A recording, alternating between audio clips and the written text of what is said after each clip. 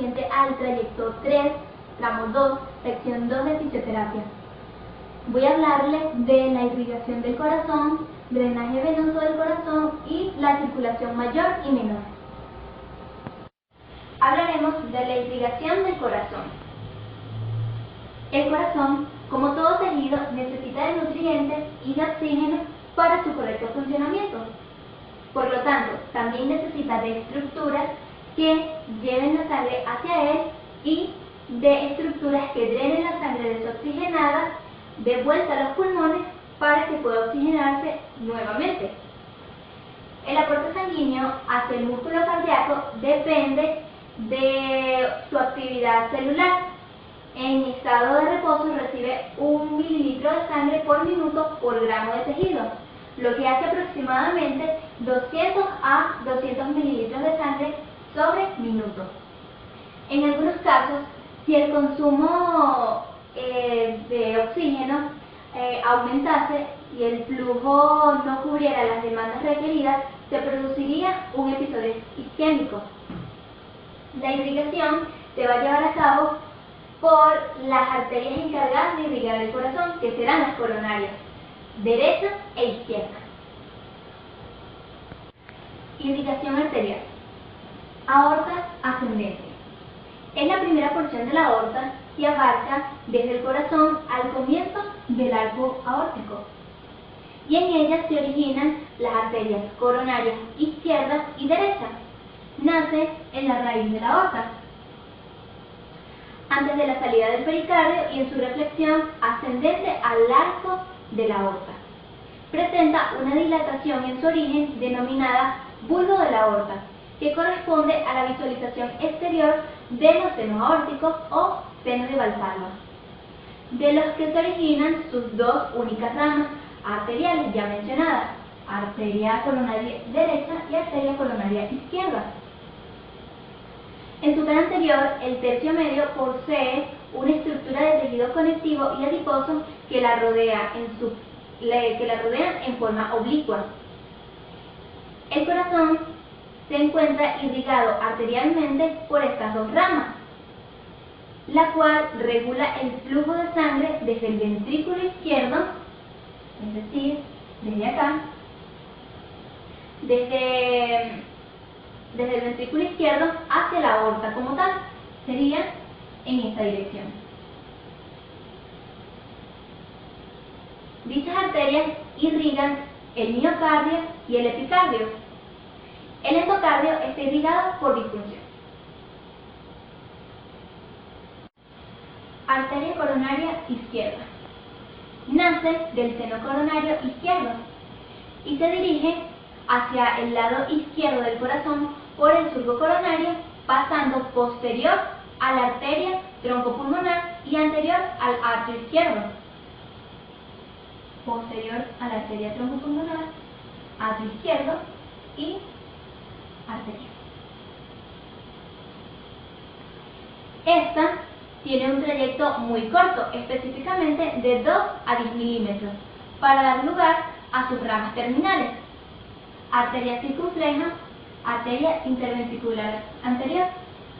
Esta es la rama circunfleja y esta es la rama interventricular anterior. Arteria circunfleja. La arteria circunfleja va a irrigar la cara posterior del ventrículo izquierdo.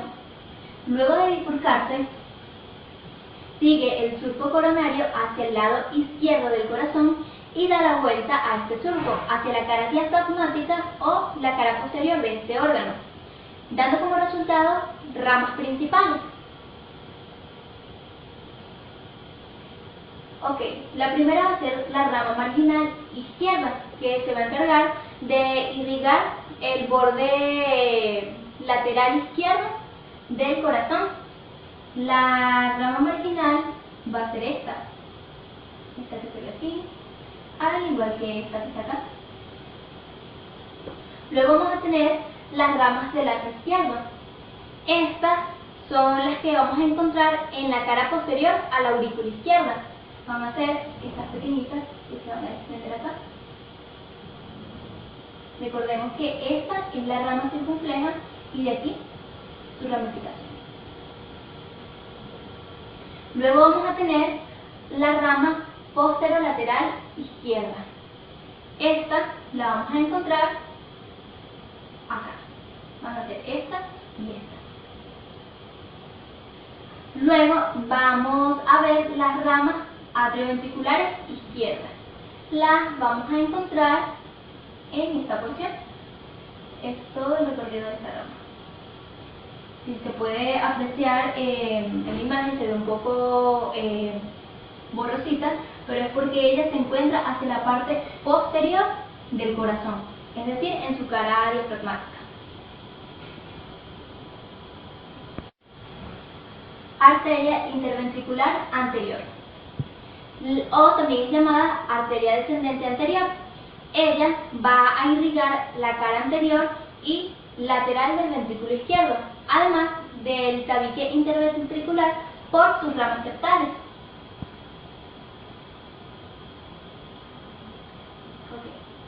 Luego de salir de la arteria coronaria izquierda, se dirige hacia el ápex cardíaco a través del surco interventricular anterior, dando una rama diagonal. Esta va a irrigar a toda la parte anterior del ventrículo izquierdo. Esta va a ser sus ramas diagonales. Además de las ramas septales, que va a irrigar la parte anterior del septo interventricular anterior, lo que va a separar a ambos ventrículos. También tenemos algunas ramas que van a irrigar a la región izquierda del cono arterioso y ramas que van a irrigar a la región más izquierda del ventrículo derecho. Tenemos que estas van a ser las ramas septales interventriculares provenientes de la arteria interventricular anterior. Estas son sus ramas septales. Acá también podemos observarlas, que van a ser estas que están por acá. Y estas van a ser las ramas septales más próximas al ventrículo derecho en su cara anterior. Los territorios que irrigan la arteria coronaria izquierda son la aurícula izquierda, este segmento, casi la totalidad del ventrículo izquierdo, sería este segmento, y en su cara posterior, esta. La mayor parte del tabique interventricular anterior, sería esto, y el haz auriculoventricular, acá. Además, también tiene ramificaciones que van a llegar al nodo sinusal. El nodo sinusal va a ser este que vemos acá. Entonces, parte de esas ramificaciones va a ir a este territorio. La arteria coronaria derecha. Esta arteria emerge entre la orejuela auricular derecha y el origen de la pulmonar.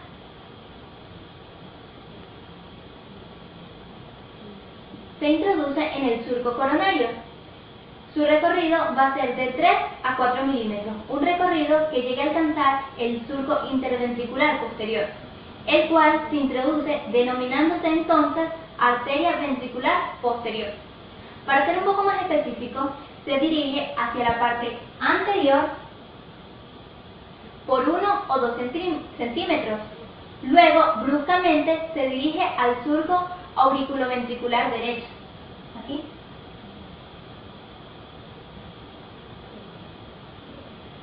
por el cual se discurre trazando un trayecto con dirección inferior, anterior y hacia el lado lateral derecho. Desciende hasta llegar al borde agudo del corazón, en donde cambia pronunciadamente su rumbo, dirigiéndose hacia la cara inferior del mismo.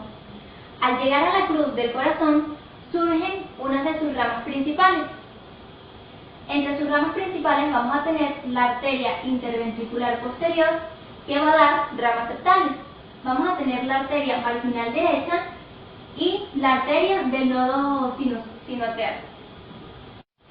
La arteria interventricular posterior va a dar también ramas septales situadas en el surco y van a irrigar el sector inferior del ventrículo derecho. La vena interventricular posterior va a ser esta que está por acá. Aquí lo estamos viendo en una vista anterior, pero ella va a ser una rama arterial que va a estar en la cara diafragmática del corazón. Las ramas septales que van a irrigar al ventrículo van a ser estas que están por acá. Luego vamos a encontrar la arteria marginal derecha, que se va a dirigir hacia el vértice del corazón en un trayecto horizontal. La rama marginal derecha va a ser esta que está acá. Puedo apreciar. Y aquí también puede ser apreciado. Y por último, vamos a tener la arteria del nodo sinoatrial. Va a ser una arteria auricular que va a encontrarse entre la orejuela de la aurícula derecha y la aorta. Emerge de ella una rama para el nodo sinusal. Entonces, esta va a ser la rama del nódulo sinoatrial. Esta que está acá. Y también la podemos observar aquí.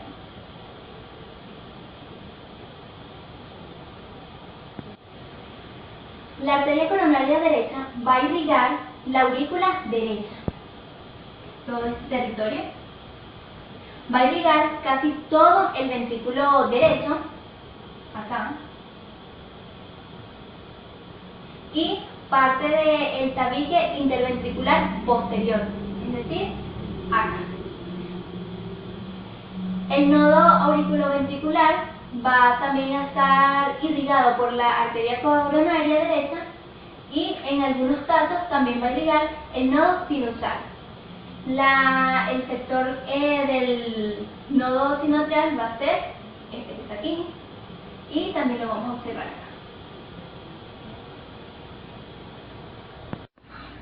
En las siguientes imágenes vamos a poder observar un corazón formolizado. Acá vamos a poder ver la aurícula izquierda. En este territorio vamos a ver la aurícula derecha. Aquí vamos a ver el ventrículo izquierdo y este espacio corresponde al ventrículo derecho. Esta va a ser la arteria circunfleja aquí, y esta de acá va a ser la arteria descendente posterior. En esta imagen vamos a observar la arteria pulmonar. Vamos a observar aquí la arteria coronaria derecha. Aquí vamos a observar la vena pulmonar. Por aquí vamos a observar la arteria circunfleja. Y este número 1 va a corresponder al tronco de la arteria coronaria izquierda. En esta imagen nuevamente vamos a observar la aurícula izquierda. Este orificio va a corresponder a la vena cava inferior. Este espacio corresponde a la aurícula derecha. Este territorio va a pertenecer al ventrículo izquierdo y este territorio va a pertenecer al ventrículo derecho. Vamos a observar aquí a la arteria coronaria derecha. Aquí vamos a tener a la arteria descendente posterior y por acá va a pasar la arteria circunfleja. Venas coronarias. El sistema venoso está otorgado a la vena coronaria. Esta es la principal. Ahora, tiene la característica de hacer un breve recorrido por el surco coronario. Esta va a tener un inicio y va a tener un fin. A lo largo de ella se van a ir formando otras venas del corazón. El seno coronario es una dilatación de la porción de la vena cardíaca magna. Esta vena va a medir aproximadamente 4 centímetros de largo y va a tener un diámetro de 5 a 12 milímetros. Se encuentra ubicado en el surco auriculoventricular.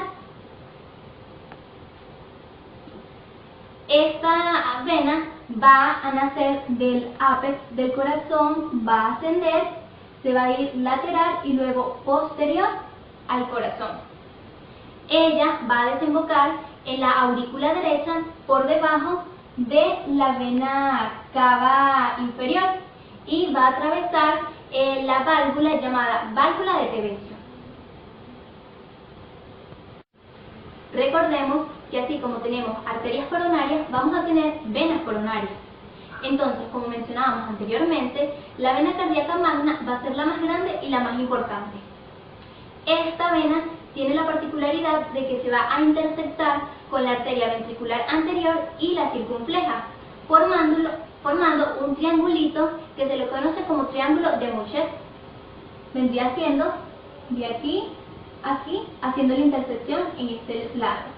En otra imagen la vamos a apreciar un poquito mejor. En la aurícula izquierda, acá, en su porción oblicua, se origina una vena que puede o no estar, y cuando esta existe se le conoce como vena oblicua de Marshall. Va a ser esta que se ve acá.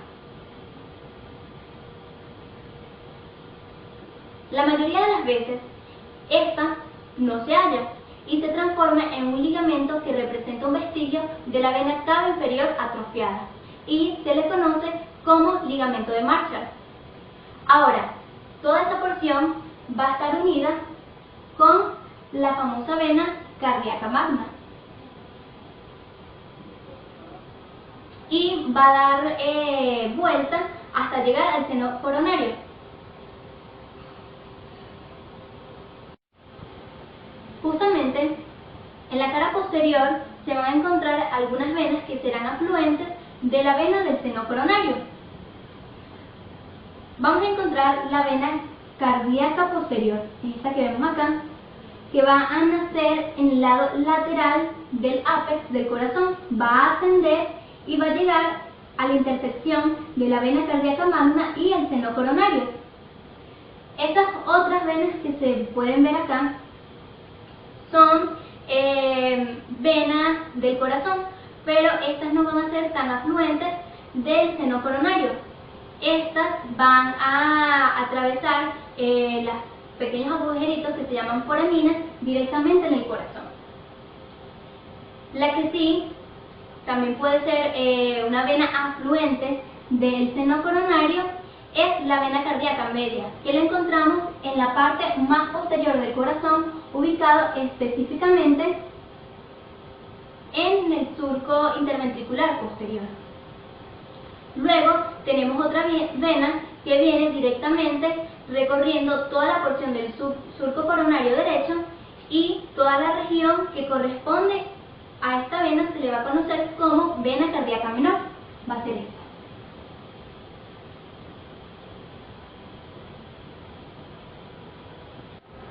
Recordemos que hemos estado hablando de las venas cardíacas en una vista posterior. Ahora encontramos otro sistema venoso muy importante y muy variable. Estos van a dar su origen en la cara anterior del ventrículo y van a drenar por pequeños agujeros llamados foraminas directamente en la aurícula derecha. Estas van a encontrarse distribuidas por todas las caras excepto por la cara lateral. En primer lugar vamos a encontrar una vena llamada la vena marginal de Galeno. Esta va a llegar directamente desde la parte anterior del ventrículo derecho a la aurícula derecha. Va a encontrarse como ubicada en esta porción. En esta imagen no se puede apreciar, pero en imágenes posteriores se va a poder percibir un poco la vena y se va a poder ver como detalle. La siguiente vena que vamos a encontrar en la parte anterior, correspondiente a las venas cardíacas anteriores, va a ser la vena infundibular de Crubelier. Esta se va a encontrar en la parte superior de la aurícula derecha y va a ser esta que vamos a ver acá. Esta es la vena infundibular de Crubelier. Luego vamos a encontrar otra vena que se llama la vena de Zuckertag. Esta se va a encontrar superior a la vena de Crubelier por la parte más superior de la aurícula derecha y va a drenar directamente en ella. Va a ser esta vena que se puede observar acá. esa va a ser la vena de Zuckerkamp. Y por último vamos a encontrar unas venitas que vienen en especie de unión desde la aurícula izquierda a la aurícula derecha. En esta imagen no la podemos percibir bien, pero como ya dije, en las próximas imágenes vamos a apreciar un poquito mejor su recorrido. Luego vamos a dar en otra vista las venitas, que son muy pequeñas, y estas van a ser venas auriculares. Ellas, como ya dije anteriormente, van a pasar en especie de unión y van a ser tan pequeñitas que no van a poder apreciarse a simple vista. Pero estas venas llevan por nombre venas auriculares del Lanelón y van a drenar directamente a la aurícula derecha. Para finalizar con las venas coronarias, cabe decir que existen venas de tercer orden, que son mucho más pequeñas y muy numerosas. Van a drenar directamente a las cavidades derecha e izquierda del corazón y se van a encontrar distribuidas por todas las caras del corazón. La característica de estas venas es que ocasionalmente, cuando drenan el lado izquierdo, provocan una mezcla sanguínea, es decir, una mezcla de sangre oxigenada con sangre carboxigenada. Esto sin que llegue a representar algo patológico. Las venas se llaman venas mínimas de Tebecio. Son las que van a estar drenando mayormente a la aurícula izquierda y no siempre están, pero como ya dije, cuando ocurre esta mezcla sanguínea, al drenarse puede ser tan pequeña esa mezcla que no representa ningún problema. A continuación vamos a mostrar unas imágenes de un corazón formalizado en una vista posterior y en una vista anterior, donde vamos a poder señalar las venas cardíacas. Acá vamos a poder observar la vena cardíaca magna, que va a tener una unión en el seno coronario. La vena cardíaca magna va a tener una intersección con la arteria interventricular anterior y la circunfleja. Esta intersección va a dar como resultado un triángulo llamado el triángulo de Mouchet. Aquí vemos la arteria cardíaca magna que se va a unir directamente al seno coronario. Acá observamos la vena oblicua de Marshall y en el recorrido de la misma vena vamos a poder observar que tenemos la vena cardíaca posterior, vamos a tener la vena cardíaca media y este espacio corresponderá a la vena cardíaca menor. Estas venas que encontramos acá no van a ser propiamente afluentes del seno coronario, ellas van a tener su drenaje en las foraminas de este espacio del corazón. Aquí en una vista anterior vamos a poder observar la vena marginal de Galeno, luego vamos a observar la vena de Crubelier y superior a ella vamos a encontrar la vena de Zuckerkamp.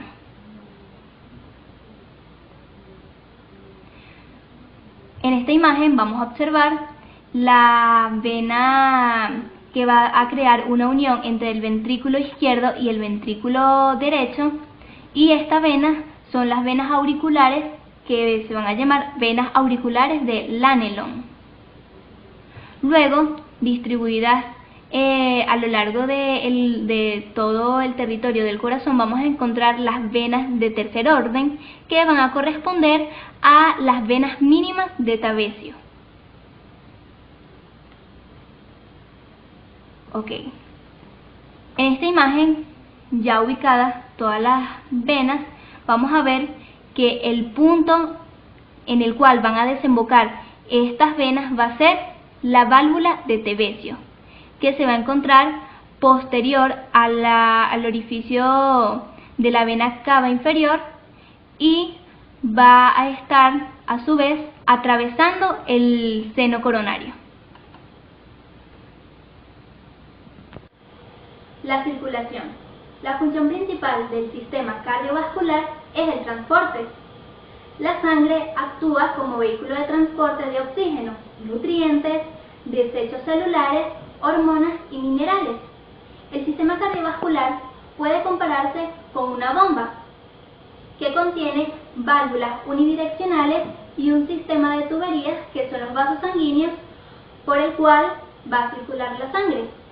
El corazón posee 4 cavidades, 2 aurículas y 2 ventrículos: aurícula derecha, aurícula izquierda, ventrículo derecho y ventrículo izquierdo. Las aurículas van a funcionar como cámaras receptoras y los ventrículos van a ser cámara de descarga. Aunque sea un solo órgano, el corazón funciona como bomba doble. El lado derecho, acá, es el que va a trabajar como bomba del circuito pulmonar o circulación menor, y el lado izquierdo del corazón va a trabajar como bomba del circuito sistémico o la circulación mayor. Acá. Circulación menor, o también llamada circulación pulmonar. La aurícula derecha recibirá sangre relativamente pobre en oxígeno a través de todas las venas que recorren el organismo, por medio de la vena cava superior y la vena cava inferior. La vena cava superior recibirá sangre del drenaje venoso del miembro superior, cabeza, cuello y tórax.